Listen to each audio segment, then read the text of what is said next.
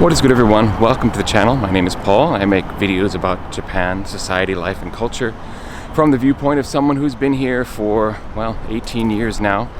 And today's topic, when you go anywhere in the world and you experience a different culture, you're going to find that they do things differently. There's going to be different methods and different ways of seeing the world. Society works differently. And oftentimes it's because it's always been done that way, or because there's an actual societal rule regarding it, or something happened in the past history that made this particular practice come into being. However, what I'm going to focus on today is taking things that are done differently in Japan than they are where I'm from, the US, but which really work for Japan just because of how Japanese people and Japanese society is. So as I go down this list, if you have others that you think of that I don't talk about here, please add them to the comments below. This topic was actually given to me by a friend and huge supporter of the channel, and he actually gave me some of the ideas I'm going to talk about. So shout out to my friend, but without further ado, let's get started. Okay, I lied. We're not getting started right away. I just want to quick say, if you haven't checked out my podcast, it is called The Journal of Japan Journeys, and it's on basically every podcast platform you can find. I have 4 episodes up, and it's just me interviewing another long-term resident in Japan. I just ask them their story. How did they end up in Japan? Why they've stayed here and made Japan their long-term home. I've talked to 2 Americans, a man and a woman, and I've talked to a Nigerian and a Chinese woman. So those are my first 4 episodes, and I invite you to check that out if you're interested in learning how and why people end up staying in Japan for the long term. So that's the Journal of Japan Journeys podcast. Please look for it. I will link it, of course, in the description below as well.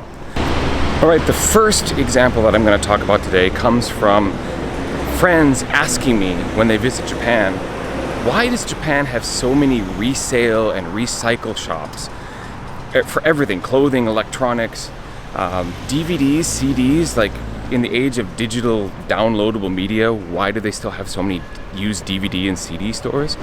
The book offs, the hard offs, and all the other recycle shops that are everywhere.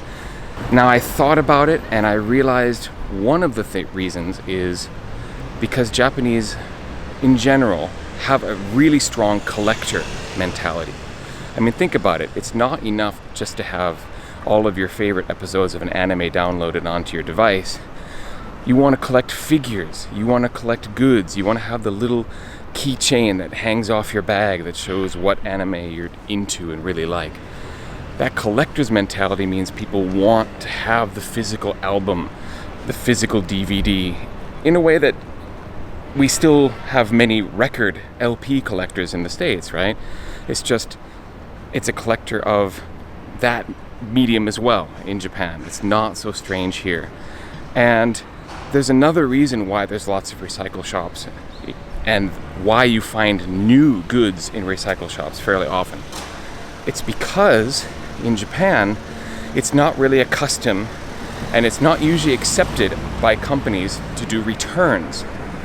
In America, we have something called a gift receipt. When you buy a present for someone and it might not fit them or they might not like it, the price is omitted on the receipt, but people can go back and either exchange or return an item.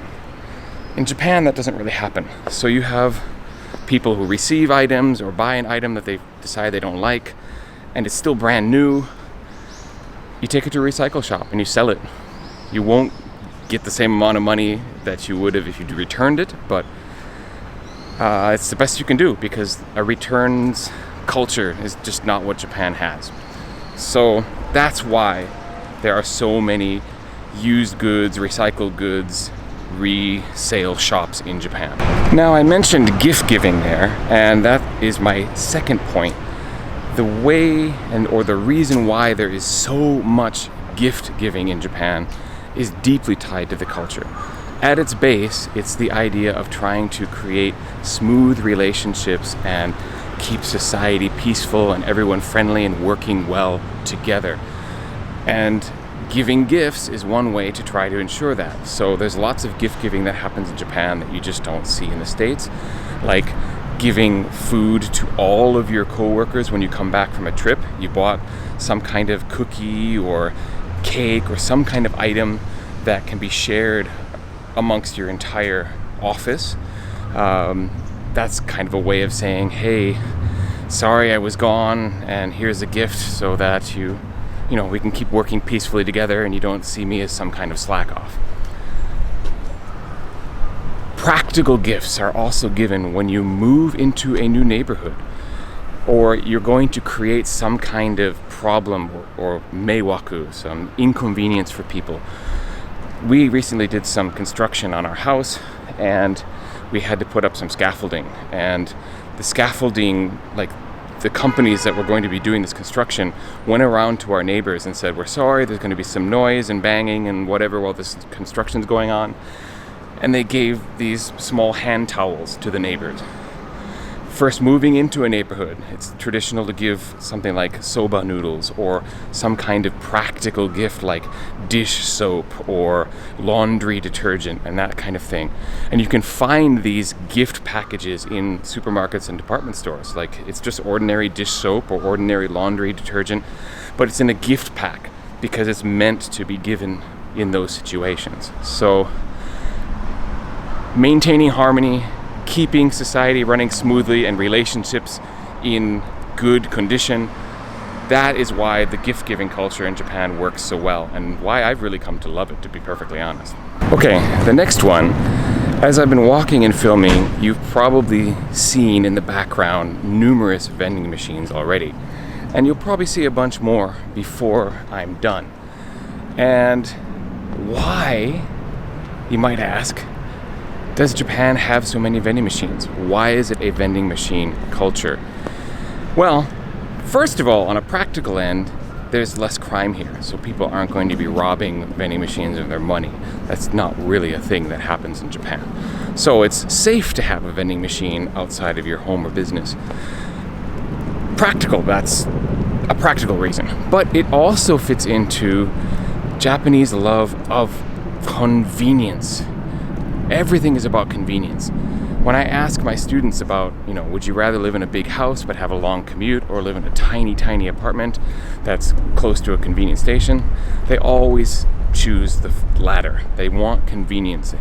Especially this generation is all about convenience. And as a result, there are vending machines absolutely everywhere in the cities and everywhere else, including outside of convenience stores, which always blows my mind. Like, I can go into the convenience store and get a drink or pay a little bit more to save myself the time and just get it at the vending machine outside of, it doesn't make sense to me, but apparently it makes sense to Japanese. And I have a theory as to why. It's actually a theory that I've been trying to put together with information and data for a future episode, but I actually believe that if given the opportunity, Japanese will always prefer to deal with a machine and not have to have an actual encounter, conversation with a person. There's no culture of chit-chat here in terms of, you don't strike up a conversation with people you don't know. The grocery store cashier is not going to start a conversation with you like you can find in the States and in other countries. Japan is not a chit-chat country to begin with. And the existence of so many vending machines, the fact that you can buy almost anything out, I'm not talking about like internet shopping, but out and about, you can buy so many things without actually talking with anyone. Train tickets, train passes. You go into some restaurants and you do everything on a touch panel. You never talk to wait staff. Ramen places where you buy the ticket initially and you just hand them the ticket and everything is done with a minimal amount of communication. And then of course you have ramen places like Ichiran where it's set up where you don't even see any of the staff. You just get put into this little booth and it's totally private and you eat and you never see anyone else. Not even other customers except when you enter and leave. I honestly think that there's so many vending machines, convenience stores, vending, what's the word? I'm losing my English. basically something that is not involving any human interaction, tends to seem to really be preferred in Japan. And I'm thinking I want to gather more evidence as to why this might be the case, but for Japanese society, vending machines make sense because, it saves you the trouble of having to deal with a person, and it also is convenient because you can put them almost anywhere because there's no fear of crime. Now, the last one I'm going to talk about, call it cynical, call it kind of a down way to end the video, but it just happens to be the truth, and that is something in Japan that really works here because it's Japan and makes sense where it doesn't in many other countries, is ID checks to find visa overstayers, as in using physical features to decide who is a Japanese and who is not. So the police stop visibly foreign-looking people to see if they have a valid visa and a valid right to be in the country. And I don't think it's right. It's not something that I agree that police should be doing, but it's done, and it makes sense for Japan because it's still the case that 99% of the foreign faces you'll see are here not as a citizen, but are here on some kind of visa or are a tourist. So there's just not that many of us, and even if we're residents, there's not many of us who are citizens. So yeah, police profiling, racial profiling, it's a thing. And it works because Japan. Okay, let me know in the comments if you have others that you can think of. I actually had a little trouble compiling this list because it's a little hard to weed out the ones that are really good in Japan that don't make sense to do elsewhere, which was kind of the idea for this video. So it took me a while to think of a few, but if you have a few more, I'm sure you do, let us know in the comments. And I want to thank you very much for watching this particular video. I hope that you subscribe. If you made it to this point in the video and you haven't yet hit the like button, do that, and hope to see you in my next video. I drop one every single Friday, and remember to check out the Journal of Japan Journeys podcast. Thanks for watching. Catch you next time. Peace.